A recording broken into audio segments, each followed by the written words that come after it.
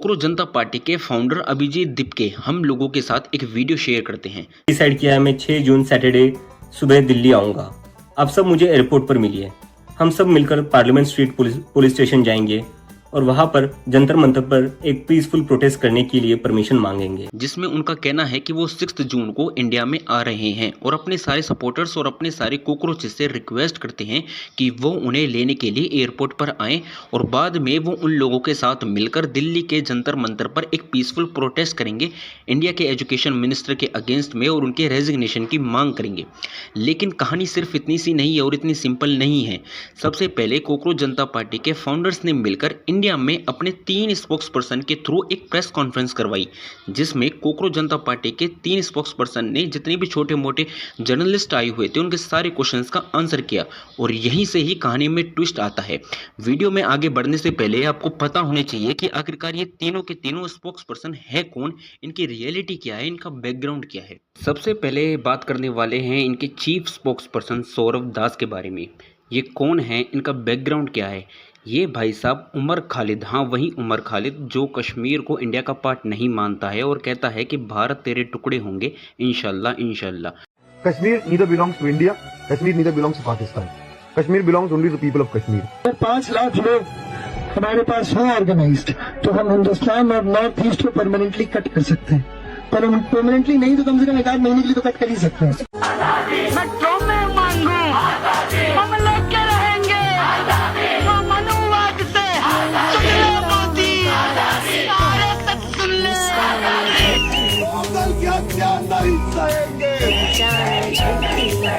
कितने अफजल मारोगे मोदी? आजादी आजादी आजादी।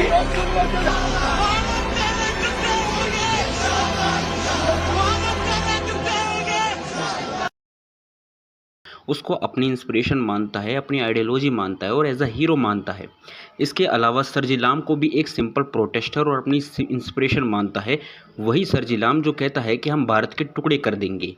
का केस तो मैंने ज्यादा फॉलो किया नहीं है, लेकिन जितना लग रहा है एंड यही आर्ग्यू भी हुआ है कोर्ट में कि it does not constitute terrorist speech, मतलब टेररिस्ट एक्ट थोड़ी ना होगा अगर किसी ने ऐसा कुछ बोल दिया। It may be a stupid statement, it may be a silly statement. शुरू कर दीजिए, ट्रायल में दूध का दूध पानी का पानी हो जाए। ये बंदा उस राजद्रोह आतंकवादी को अपनी इंस्पिरेशन मानता है। इसके अलावा ये बंदा पहलगांव अटैक को एक गवर्नमेंट का प्रोपेगेंडा बताता है और उसमें किसी भी तरीके का कोई रिलीजन एंगल नहीं है और टेररिज्म हैज़ नो रिलीजन, ऐसा कुछ कहना है इस बंदे का। इसके अलावा बाबरी मस्जिद, जिस बाबरी मस्जिद को तोड़कर राम मंदिर बनाया गया, वो इसके हिसाब से कॉन्स्टिट्यूशनल हिस्ट्री में सबसे ज़्यादा काला दिन है और एक क्रिमिनल एक्ट है। इसके अलावा आर्टिकल 370 के हटने से भी इसे प्रॉब्लम है और आर्टिकल 370 का हटना इस बंदे के अकॉर्डिंग कॉन्स्टिट्यूशनल वायलेंस है। इसके अलावा हिंदू देवी देवताओं का मजाक उड़ाना इसके लिए आम बात है। ये हो गया। अब हम बात करने वाले हैं दूसरे स्पोक्स पर्सन के बारे में, उनकी रियलिटी के बारे में। उनका नाम है विजेता दहिया।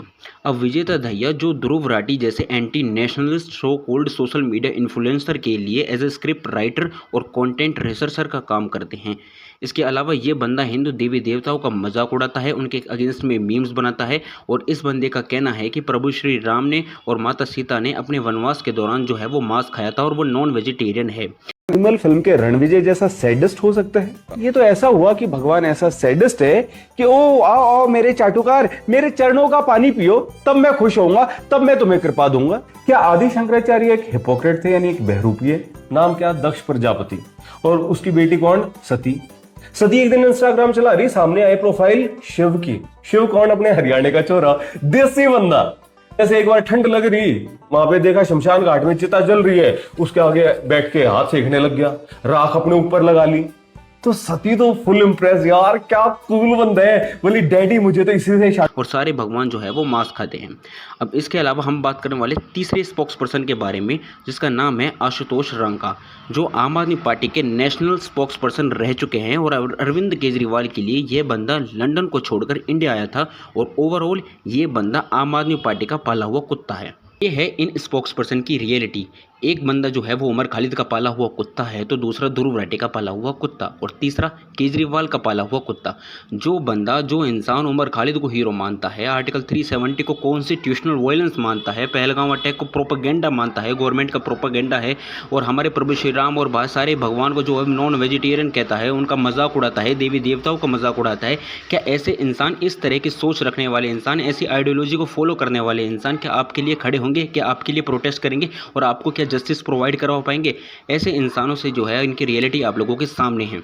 हम बात करने वाले हैं अभिजीत दीपके के बारे में, जो 6 जून को इन्हीं स्पोक्स पर्सन के साथ में और अपने सारे सपोर्टर्स और कॉकरोचेस के साथ में जो है वो प्रोटेस्ट करने वाले हैं दिल्ली के जंतर मंतर पर, हमारे देश के एजुकेशन मिनिस्टर के अगेंस्ट में, जो कि बिल्कुल सही बात है, आप लोग प्रोटेस्ट करो उनके अगेंस्ट में।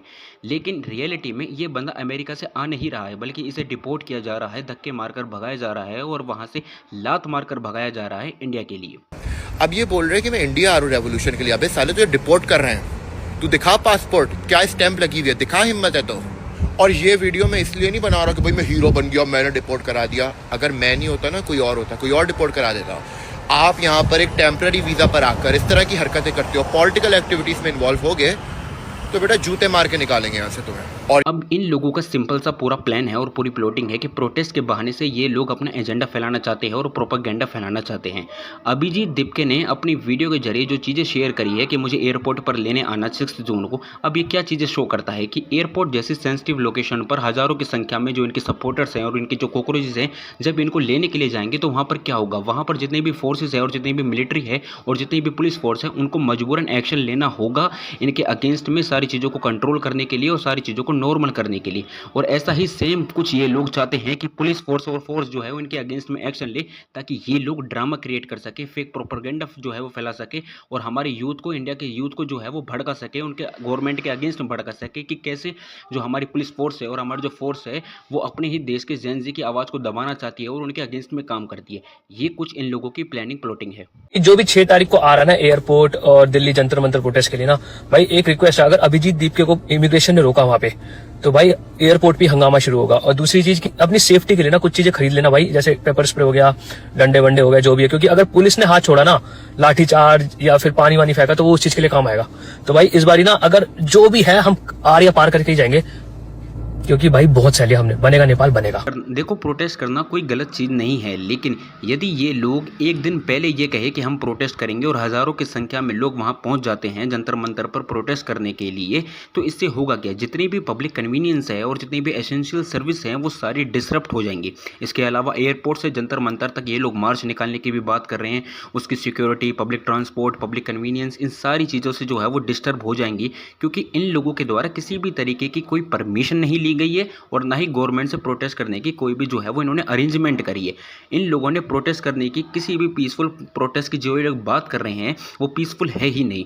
रियलिटी क्या है? रियलिटी ये है कि ये जिस पीसफुल प्रोटेस्ट की बात कर रहे हैं, लेकिन इनके सपोर्टर्स का कुछ ये कहना है कि जितना हो सके उतनी ज़्यादा संख्या में ये लोग लाठी डंडे लेकर पहुँचे, ताकि अगर प्रोटेस्ट में कुछ ऊंच नीच हो जाती है या फिर कोई भी छोटी मोटी बात हो जाती है तो ये लोग उन लाठी डंडों का जो है वो यूज़ करेंगे। ये लोग सिंपल सा प्रोटेस्ट के नाम पर एक एजेंडा फैलाना चाहते हैं, अपने अंदर की भड़ास को निकालना चाहते हैं, अपने अंदर की जो फ्रस्ट्रेशन भरी हुई है उसको निकालना चाहते हैं।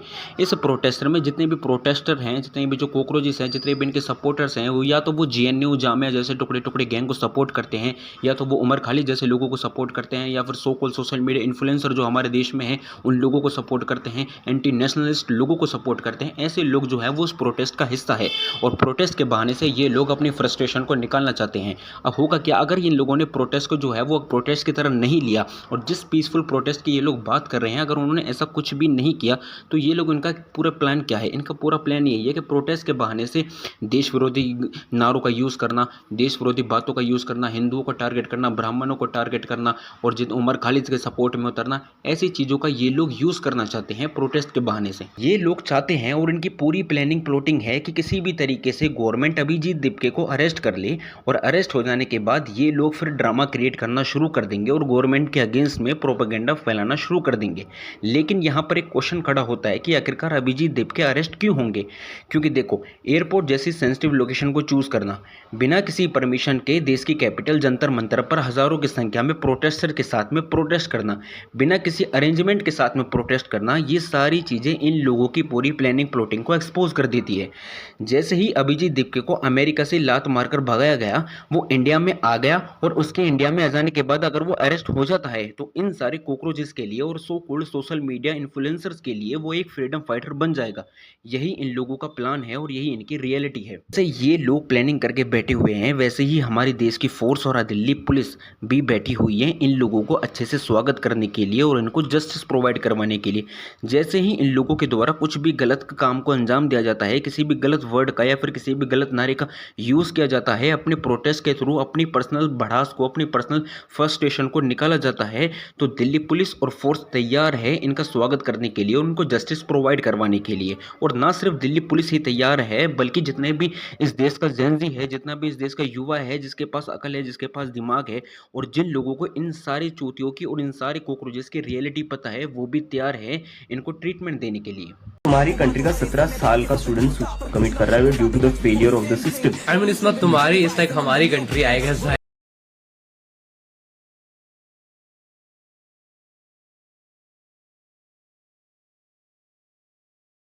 आपके घर में कॉकरोच आता है तो आप क्या करते हैं राठौड़ साहब? आप उसको पालते नहीं, मारते हैं। ये चारों कॉकरोच मेरा घर गंदा कर रहे थे और आज मैं अपना घर साफ करना चाहता हूं।